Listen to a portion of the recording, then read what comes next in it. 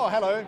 I'm just trying out Opsis's technology. This is an AI firm that measures your emotions. So let's see how that goes. You can see Dixon's emotions are being measured as well, my cameraman here.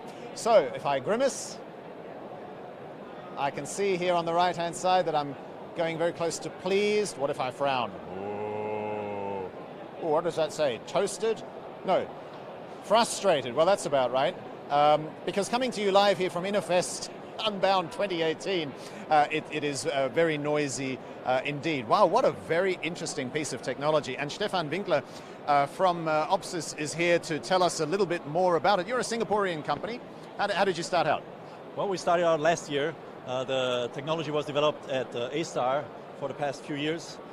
We've been working on the technology behind it, doing the research, and now we decided to spin off and commercialize the solutions as Opsis.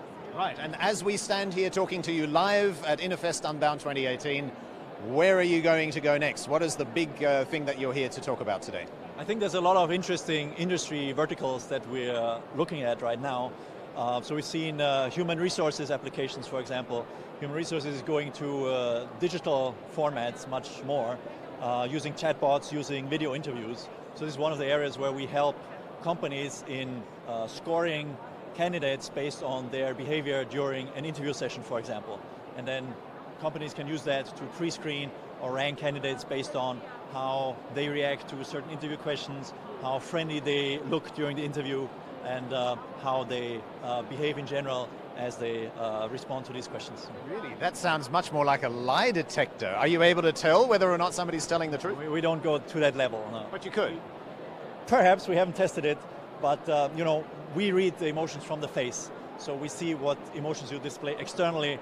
We don't know what's going down, deep down inside you. Right, and so if you're an interview candidate, obviously you're going to have to be pristine so that you don't let your emotions show too much. Is that where this is ending up, or what is it that this technology can be used for then?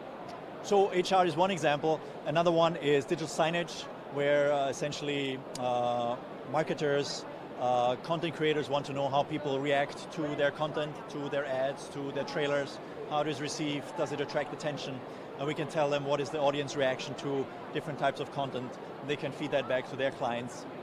We're also working in retail, hospitality, entertainment, where it's essentially about measuring customer satisfaction, looking at how are people enjoying the experience that they have, be it shopping, be it at a venue like this.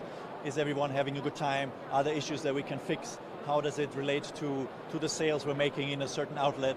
How does it relate to the product layout in the store and things like that? Wow, awesome. I can imagine politicians might want to use this too, right? If I make this promise, let's see whether I get any votes. Is that again, one of the applications? It could be. In fact, we've analyzed one of the presidential debates and used that as a showcase for our solution as well. How do people respond to candidates, and how are candidates perceived by the audience? We can measure that objectively and provide objective comparisons of candidates in this way.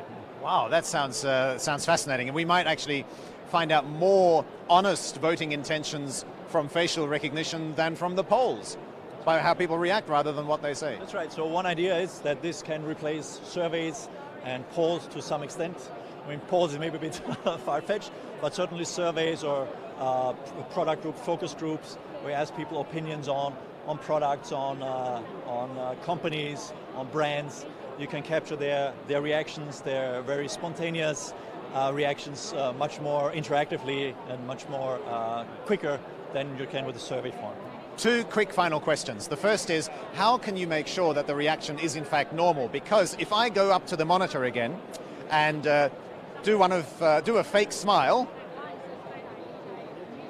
how will it know that it's fake rather than a real, genuine smile, Stefan? So in our training, we've actually taken care of this, because in the training data we use, we have implemented certain ways to make sure that the faces that we look at are actually genuine smiles and also perceived as genuine by the labelers, the annotators. So the database is actually very clean in that way, and it's one of our strengths of our product that we're able to distinguish, genuine emotions, genuine expressions from fake ones. And finally, you're here at the invitation of Accenture. What role have they played in the success of your company so far? Oh, Accenture has been very supportive. We're at their innovation center, where our demo is also on display, and where they show their clients what our solution can do. And they've linked us up with a few companies in the retail space that we're also exploring further and looking at further collaborations, both locally and internationally. We wish you the best of luck. Thanks again. Stefan Winkler from Opsis here at the Innovest Unbound 2018. Sands Convention and Exhibition Center in Singapore. If you're watching us live, there is still an opportunity for you to come here to the Accenture exhibit and meet any of the 50 startups that Accenture has brought along here to exhibit as well. I'll see you in the next live report here on the Accenture YouTube channel. You can also follow Accenture on Twitter. That's Accenture ASEAN in order to be alerted to the next interviews. See you shortly. So when Donald Trump and